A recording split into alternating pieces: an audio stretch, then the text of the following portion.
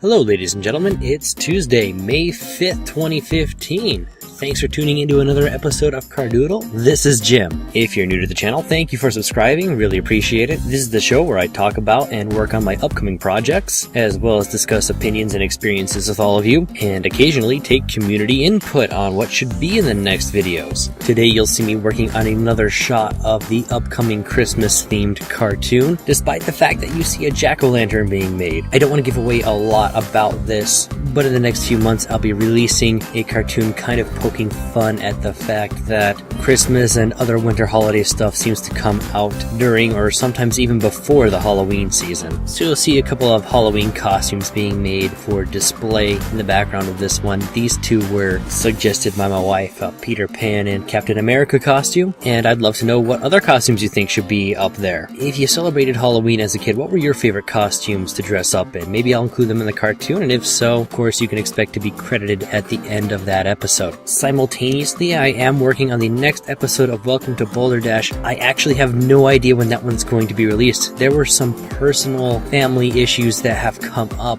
that may delay that one until June. And as much as I hate delaying anything, because I love creating cartoons so much, you do have to prioritize things. And right now this family issue that I'm experiencing really does require a lot of my attention. Next week you will get to see me working on the storyboard for that cartoon. So yes, in case you're wondering, I am hard at work and making the next cartoons as quickly as possible, and I really do appreciate your understanding. Speaking of delays and holdups, I spent a good portion of the day on the phone, and as much as I'd like to say it was with a good friend or my brother or literally anybody else on the planet, I was actually on the phone with a cable service provider. I won't name them here. I will say that their name rhymes with bombast. Basically, a couple years ago, I got a promotional rate that included free HBO for 2 years. Now, you know why they put those promo rates together like that. It's because they hope you'll forget in those 2 years. So at that point, I set a reminder on my phone to go off 2 years from the date I signed up for that service. It went off today, and I went ahead and gave them a call. And I was actually impressed at first. They had an operator on my line in about 2 minutes, and when I told the operator that I intended to cancel the HBO so that I wouldn't start getting charged for it, I then got put on hold for about an hour and a half. Now, after about 45 minutes, I got a little bit impatient,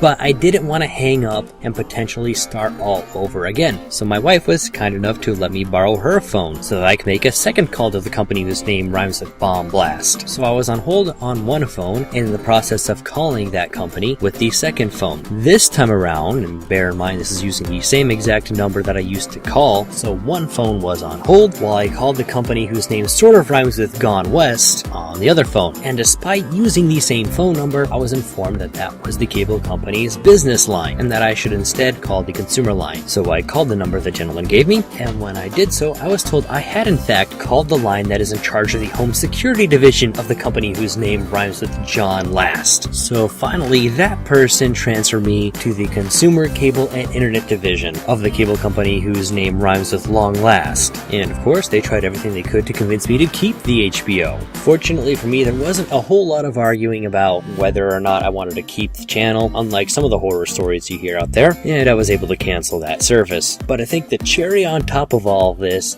is that just about an hour ago, I received an email from who else? The company whose name rhymes with Song Mast, informing me that lo and behold, they did have another promo deal for me that of course involved free HBO at an additional $10 a month. I don't know how that's supposed to work, seeing as free and $10 are pretty much the opposite of each other, but hey, nothing else about my day made sense anyway. Oh, one more thing. I actually never got taken off of hold on my original call. That music continued to play throughout my second call. Now, to be fair, I am not necessarily mad at the employees of this company. I've worked a number of customer service jobs over the years. I'm actually currently employed in a customer service job, so I actually know what it's like to be on the other side of those interactions. It's just the organization that I have a big problem with. So that leads me to this week's question. What are your crazy craziest or most frustrating or funniest customer service stories, both in front of or behind the counter? Please let me know in the comments section, and don't forget to list your suggestions on what sort of Halloween costume should be hanging up in this shot. For the new subscribers, we do just have one rule with that, and that's please only one suggestion per video. That way everybody gets a chance to participate. As usual, thanks once again for your time,